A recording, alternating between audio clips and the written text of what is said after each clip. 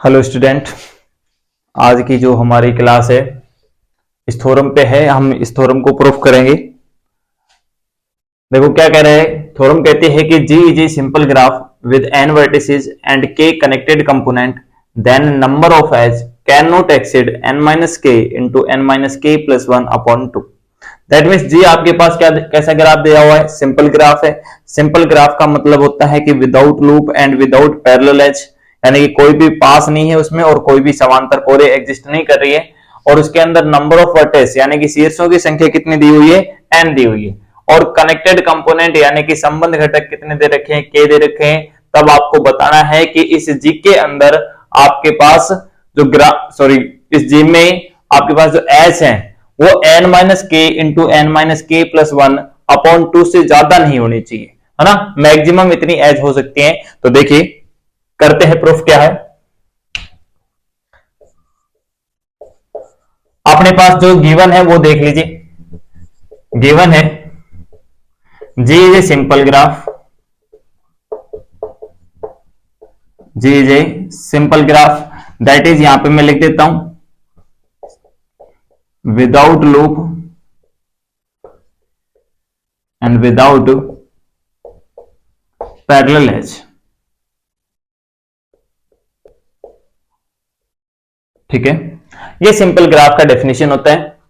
Number of vertices कितने हैं, number of vertices यानी कि शीर्षों की जो संख्या है वो कितनी है, यहां पे n है। Number of connected component, connected component का मतलब है संबंध घटक। कनेक्टेड कंपोनेंट वो कितने दे रखे हैं, k दिया हुआ है। ओके, कनेक्टेड कंपोनेंट का मतलब मैंने समझाया था आपको कि यदि आपके पास G कैसा ग्राफ होता है, कनेक्टेड ग्राफ होता है।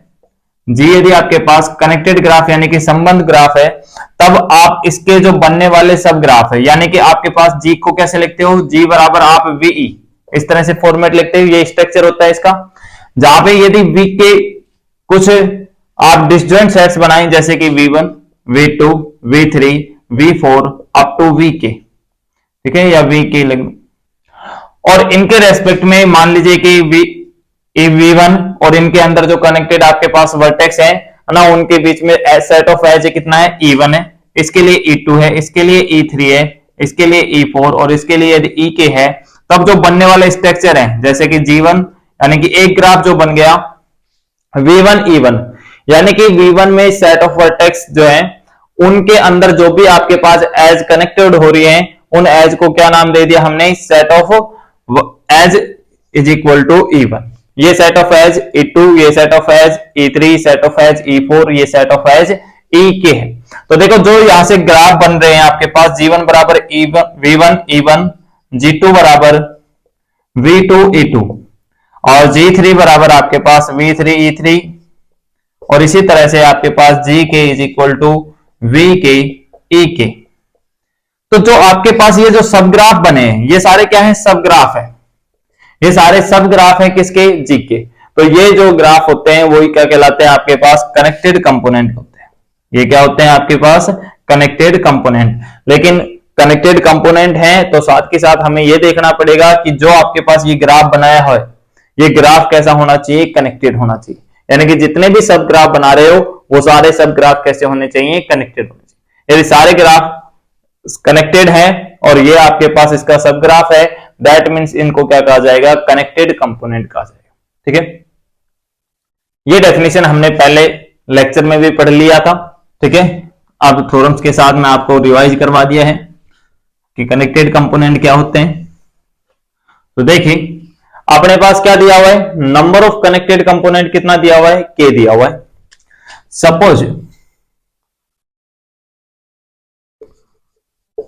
Suppose first connected component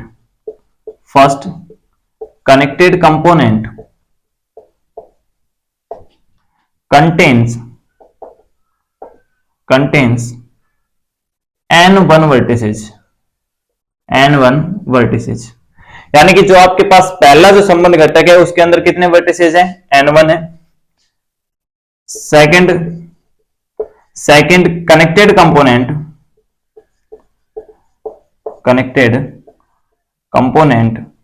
contains n2 vertices, ठीक है। सिमिलरली इसी तरह से आपके पास जो kth कनेक्टेड कंपोनेंट है, kth connected component contains n के वर्टिसेस, n के वर्टिसेस, ठीक है। ओके, अब मैं बात कर रहा हूं कि इसके अंदर जो सेट ऑफ वर्टेक्स यानी कि V1 में कितने वर्टेक्स हैं, N1, V2 में N2 है और Vk में कितने वर्टेक्स हैं, N के वर्टेक्स हैं। यदि वो V1, V2, V3, Vk सारे डिसजॉइंट सेट है आपके पास, तो यानी कि नंबर ऑफ दैट वर्टेक्स यानी कि उन सब में वर्टेक्स की जो संख्या है वो किसके बराबर आएगी, कुल वर्टेक्स की संख्या के बराबर आएगी। सो यहां से लिख सकते हैं, क्या मिला आपको, N1 plus N2 plus N3 plus N4, इस तरह से N के सारे यानी कि जितने भी आपके पास वर्टेक्सेस हैं उन सबको जोड़ दिया और टोटल वर्टेक्स के बराबर ही आएगा वो। तो टोटल वर्टेक्स कितने अपने पास, N वर्टेक्स हैं, इसको लिख दिया हमने इक्वेशन नंबर फर्स्ट। अब देखिए सबसे पहले, क्योंकि इसने बात की है नंबर ऑफ एज की और कैन नॉट एक्सीड यानी कि मैक्सिमम एज की बात कर रहा है, तो किसी भी ग्राफ में जो मैक्सिमम एज होती है वो कितनी हो सकती है। एक चीज देखिए, जो आपके पास ग्राफ होता है जी, उसके अंदर जो सबसे ज्यादा एज मिलती है वो कहां पे मिलती है, कंप्लीट ग्राफ में मिलती है। सबसे ज्यादा एज कहां मिलती है, कंप्लीट ग्राफ में मिलती है। कंप्लीट ग्राफ में यदि n वर्टिसेज है तो उसके अंदर नंबर ऑफ एज कितना होता है, n into n minus one upon to, that is summation n minus one होता है, ठीक है। तो यानी कि किसी भी ग्राफ में मैक्सिमम कितनी एज मिल सकती है, यदि n वर्टिसेज कंटेन कर रहे हैं उसमें, तो आपके पास n into n minus one upon two edge मिल सकती है मैक्सिमम। सो यहां पे आप लिख सकते हैं graph G contains maximum n into n minus one upon two H. Maximum कितनी एज कंटेन कर सकता है, n into n minus one upon two edge contain कर सकता है। अब देखिए एक चीज मेरे को, ये फर्स्ट जो कनेक्टेड कंपोनेंट है उसमें n1 वर्टिसेस है, इसमें n2 वर्टिसेस है, n के वर्टिसेस हैं, तो यही हम बात कर सकते हैं। सो फर्स्ट कनेक्टेड कंपोनेंट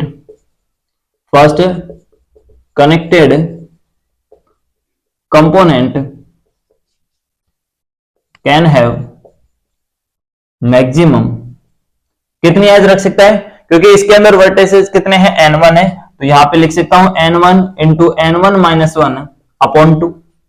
कितने एज रख सकता है, n1 into n1 minus one upon two. So यहां पे लिख सकता हूं this implies kth connected component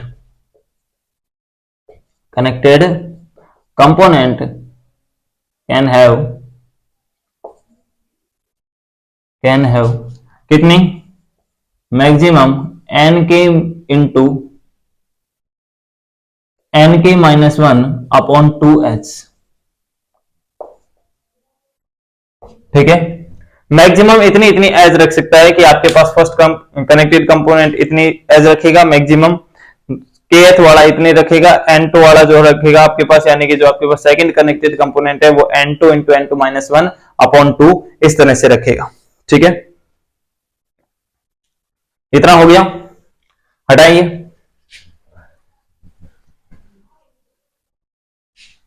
ये अपनी इक्वेशन वन याद रखना। तो देखिए आपके पास यहां पे मैं बात करता हूं, so therefore G can have maximum age कितनी, सारों को जोड़ दीजिए, क्योंकि आपके पास जो n1 n2 n3 हैं ये सारे क्या हैं, अलग अलग सेट के अंदर आपके पास नंबर ऑफ वर्टिसेस है, ठीक है। तो सारे जोड़ दीजिए, तो ये देखिए मैक्सिमम कितनी हो सकती है, मैक्सिमम हो सकती है समेशन ऑफ, देखो आई कहां से स्टार्ट कर रहे हैं, 1 से स्टार्ट करें और मैक्सिमम कहां तक जा रहा है, के कनेक्टेड कंपोनेंट है, और इसको लिख दिया मैंने N I into N I minus one upon two. Clear है। इसको सोल्व करते हैं। समेशन आई फ्रॉम 1 टू के, उसको लिख दिया मैंने एन आई का स्क्वायर माइनस एन आई अपॉन 2। ठीक है, समेशन की प्रॉपर्टी लगा दें तो आपके पास अलग अलग समेशन हो जाएगा। Summation i from 1 to K N i square upon 2 and minus summation i from 1 to K, यहां पे कितना आ जाएगा एन आई अपॉन 2।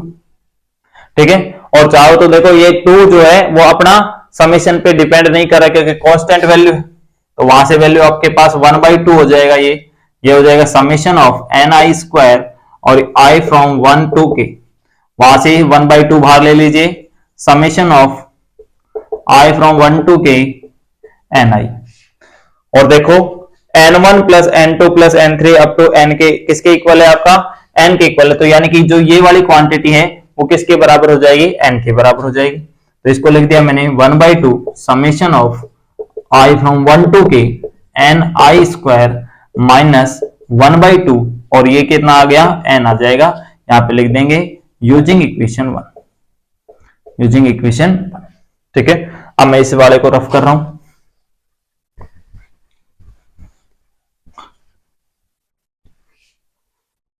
आ गया बात समझ में। अब देखो अपने को एक वैल्यू चाहे तो कहें कि याद रखनी पड़ेगी, या तो यानी कि याद रखें, या फिर हम उस चीज को वेरीफाई भी कर सकते हैं कि मैथमेटिक्स में कुछ भी ऐसा नहीं है, क्योंकि बिल्कुल जो चीजें आप लेट करते हो ना उसको चीजों को प्रूफ करना पड़ता है अपने को। तो देखिए अपन जो तो लिख लें since summation of N i square i from 1 to K, जो ये आपके पास इक्वलिटीज होती है ना वो किसके बराबर होती है, ये लेस देन इक्वल होती है, सॉरी बराबर नहीं होती, लेस देन इक्वल होती है किसके, एन स्क्वायर के माइनस ऑफ के माइनस 1 इंटू 2n माइनस के, एन स्क्वायर माइनस ऑफ के माइनस 1 इंटू 2n माइनस के। ठीक है, तो इसका यूज कर लेंगे अपन। तो देखिए तो यहां से इक्वलिटीज आपके पास, इसको मत लिखो यहीं पे करें। सो जी हैज मैक्सिमम हैज कितना, अब देखिए इस वाली क्वांटिटी की जगह आप क्या रख रहे हो, ये वैल्यू रख रहे हो। तो देखो जो आपके पास ये समेशन की वैल्यू है इससे बड़ी वैल्यू रख रहे हो, तो दैट मीन्स ये वाला पार्ट तो इसके बराबर ही है ना, और फिर आप ये बड़ी वैल्यू रख रहे हो तो दैट मीन्स आपका जो राइट हैंड साइड में लिख रहे हो वो वाला पार्ट बड़ा हो जाएगा। तो यहां से लिख देंगे लेस देन इक्वल टू, ये 1/2 अपना है ही, और यहां से इसकी वैल्यू क्या रख दी मैंने, एन स्क्वायर माइनस ऑफ के माइनस 1 टू एन माइनस के, और यहां पे क्या है आपके पास 1/2 इंटू एन, 1/2 इंटू एन। अब इसको सोल्व कर लेंगे तो देखिए 1/2 यहां पे बराबर लगेगा क्योंकि आप इसी इक्वलिटी को सोल्व कर रहे हो, इससे इसकी जगह बड़ी वैल्यू पुट नहीं कर रहे। यदि हम किसी वैल्यू की जगह बड़ी वैल्यू या छोटी वैल्यू पुट करते हैं तब हम लेस देन और ग्रेटर देन का साइन लगाते हैं, अदरवाइज क्योंकि अपन इसको सोल्व कर रहे हैं तो यहाँ पे कौन सा साइन आएगा 1/2।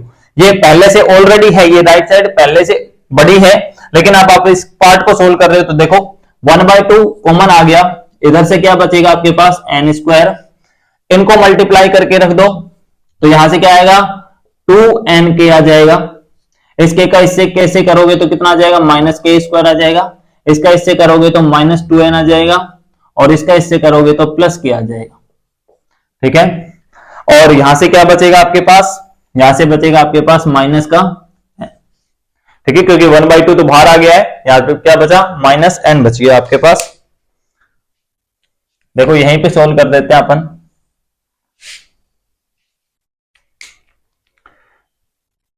देखिए वैल्यू क्या आ जाएगी, यहां से ये आएगा आपके पास 1/2, इनको सोल्व करो तो देखो क्या आएगा एन स्क्वायर, यहां से कॉमन ले तो क्या आएगा माइनस का 2n के, और ये बाहर निकलेगा तो क्या आ जाएगा प्लस का के स्क्वायर। ठीक है, और ये बाहर आएगा तो देखो माइनस है, ये माइनस है तो क्या हो जाएगा प्लस हो जाएगा, तो प्लस 2n। ठीक है, और ये बाहर आएगा तो क्या हो जाएगा माइनस के हो जाएगा, और ये माइनस n पहले से है आपके पास तो माइनस n। ठीक है, सोल्व कर लो इसको 1/2। देखो ये n स्क्वायर माइनस 2n के प्लस के स्क्वायर किसका फॉर्मूला बन जाएगा, ये आपके पास फॉर्मूला बन जाएगा n माइनस के होल स्क्वायर का, और यहां से देखिए 2n में से n गया तो क्या बच गया, n बच गया, और यहां से क्या बच गया, माइनस k। क्लियर है? अब इन दोनों टर्म से क्या बाहर आ सकता है, दोनों टर्म से n माइनस के बाहर ले सकते हो, n माइनस के यानी कि कॉमन आ गया। इधर क्या बचा आपके पास, इधर तो आपके पास एक पावर बच गया n माइनस के का, और ये कंप्लीट बाहर आ गया, तो दैट मीन्स +1 बच गया। ठीक है, तो देखो यहां से अपने पास क्या चल रहा है, so G has या G can have maximum as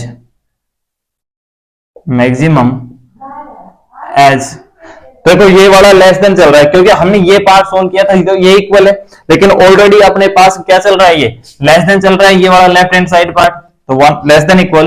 यहां से क्या प्रूफ हुआ है कि 1/2, यहां से n माइनस के +1, दैट मीन्स अपने को यही प्रूफ करना था, so hence proof.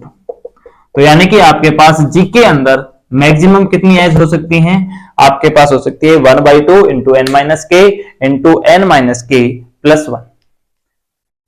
I think आपको समझ में आया हो, बहुत इंपॉर्टेंट थ्योरम है ये, है ना आपके, ये आपका राजस्थान 2017 में और 2018 में दोनों साल पूछा गया है। तो यहाँ पे चांसेस हैं कि आपके पास जो थ्योरम्स हैं वो आ जाए एग्जाम में, 2025 के एग्जाम में। ठीक है, जो भी सेमेस्टर वाले हैं तो सेमेस्टर में भी पूछी जा सकती है, कोई दिक्कत नहीं है, आपका बड़े क्वेश्चन आएगा इस तरह से। तो आई होप आपको समझ में आया होगा। ठीक है, तो अब आगे अपने पास एक आगे चलेंगे, जिसके अंदर हम पढ़ेंगे आयलर ग्राफ। आयलर ग्राफ के लिए जो दो, उसके बेस पे दो बहुत ही इंपॉर्टेंट थ्योरम्स हैं, है ना, नेक्स्ट क्लास में अपन उसको करेंगे। ओके।